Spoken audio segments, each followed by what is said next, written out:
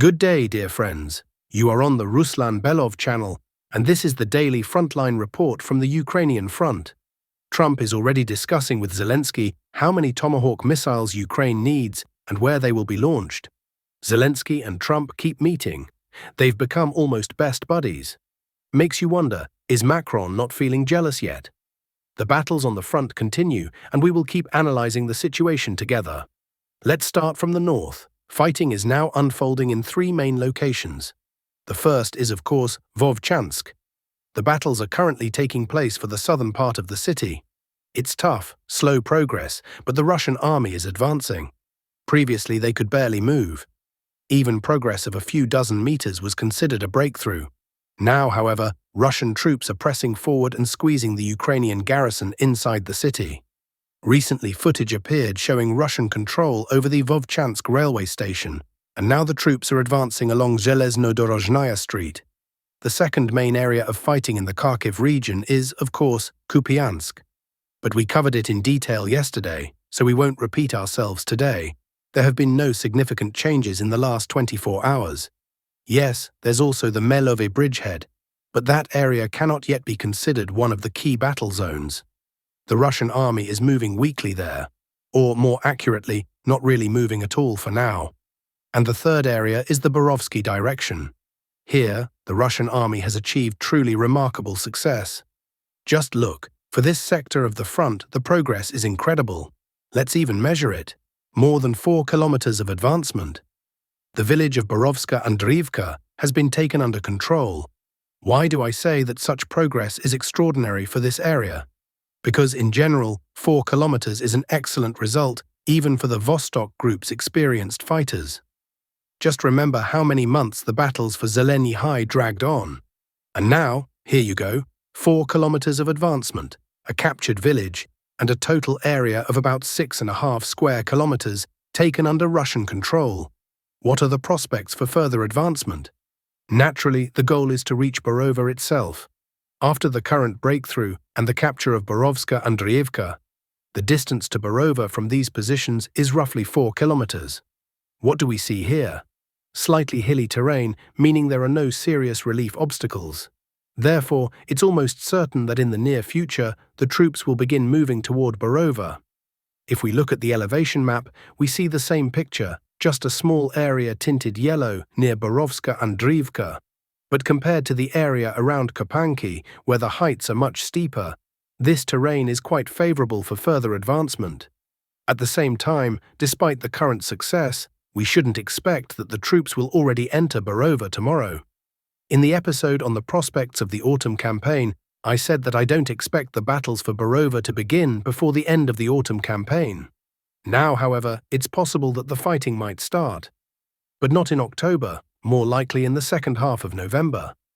But there is very good news for the Russian side from another area, where full-scale urban battles have now begun. Rodinsk. Let's move there. Although fighting is taking place not only for Rodinsk, but also for Mirnohrad. Let's start with Mirnohrad. Over the past 24 hours, Russian troops have taken control of the village of Moskovsk. The Ukrainian name for it is Kazatsk, and also expanded the control zone west of the village of Balahan. And what are the Russian forces, or more precisely, the Russian command, planning next? The task now is to split Mirnohrad into 2 parts, completely isolating the southern section of the city from the main northern one. How can that be done? By capturing the Zapadny district, which consists of multi-story apartment blocks. If this can be achieved, the entire southern part of the city will not just be blocked, but effectively encircled. The main difficulty here lies in the slag heaps, or rather, several of them. One lies directly on the way to the Zapadny district, and another is in the southern part of the city. It's not clearly visible on regular maps, but if we switch to the topographic relief map, you'll see continuous slag heaps, 1, 2, and the tallest one precisely in the southern part. At the same time, the villages of Balahan and Kazatsk are already under Russian control. You can see the terrain there. Despite the difficult relief, the troops managed to drive out the Ukrainian garrison rather quickly. In general, the battle for Mirnohrad has de facto begun. This is already acknowledged by Ukrainian military experts as well. I mentioned recently in one of the reports that Russian troops had entered Sedov Street and entrenched themselves there, so they are already physically present inside the city. We will see how the situation develops.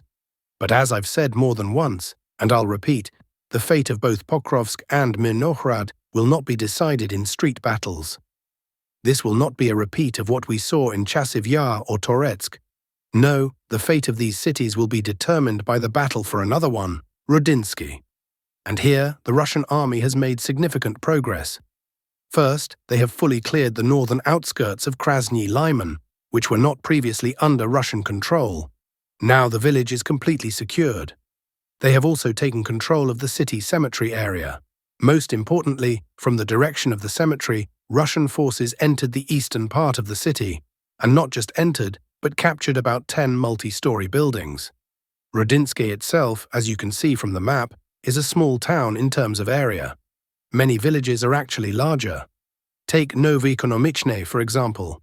It's technically a village, but has a greater area. Even Hrishin is larger than this small town, but as you can see, the entire layout of Rudinsky consists of apartment blocks. For reference, Kupiansk is 10 times bigger than Rudinsky. Its area is 33 square kilometers, while Rudinsky covers only about 3. Yet Kupiansk has half as many apartment blocks as Rudinsky does. That's why the storming of Rudinsky is a difficult and complex task. However, if the city is taken, then, without a doubt, using it as a stronghold, Russian forces will push toward Hrishin, and then the encirclement will close completely. In that case, Pokrovsk and Mirnohrad will both be fully blockaded. That's why the fighting here is so fierce. The Ukrainian command fully understands the consequences of losing Rudinsky. Despite the brutal combat, Russian forces are clearly advancing. This progress is ensured because the city has been blocked from the flanks, meaning Ukrainian forces can no longer supply it. Once logistics were cut, the pressure on the city from the east began directly, and as we can see, Ukrainian positions are being pushed back. It's hard to predict how long the battle for Rudinsky will last. It's extremely difficult to forecast such things. But by the end of the autumn campaign, the city will almost certainly be under Russian control. Will it happen by the end of October? I'm not sure, although there are certain chances that it might. Let's move on. The dead section of the front has shown signs of life again. I'm talking about the Chasiv Yar direction. After the capture of the city, this sector had practically gone dormant. For 2.5 months, there had been almost no progress here.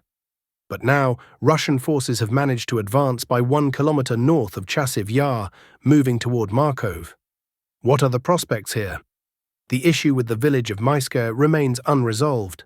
First, Maiska needs to be taken under control. Only after that can the troops move toward Markov, and then, if both villages are secured, advance further to Vesela Kuzminivka. But judging by the pace on this particular sector, and as I've said before, progress here is minimal, so such developments are unlikely to happen soon. If by the end of the autumn campaign, the villages of Maiska, Markov and Novomarkov are captured, that will already be considered a good result. Overall, during the past 24 hours, an area of 12.7 square kilometers has come under Russian control. Siversk sector, in Yampil, fighting continues within the city itself. Kiev keeps trying to transfer reserves there to hold this strategically important position. Reports from the ground indicate that Russian units are advancing through the forest belt toward Yampil, attempting to bypass open terrain in order to approach Krasny Lyman from the city's southeastern side. Siversk area, positional battles have begun inside the city, although without specific geolocations for now. The Russian army is disrupting the Ukrainian supply routes, actively neutralizing bridges and crossings. Russian drone operators are striking the main Ukrainian supply lines using FAB-250 bombs. In this way, the city is being comprehensively prepared for future urban combat. That's all for the front line for now. Let's look at what's happening on the political stage. In Chuhuiv, the oil depot 77 Gold LLC was almost completely destroyed. It was, incidentally, one of the largest in Ukraine. It stored fuel and lubricants primarily for the needs of the Ukrainian army. Strikes also hit the railway junctions of Chuhuiv and the access routes used to deliver equipment and ammunition to the Ukrainian military.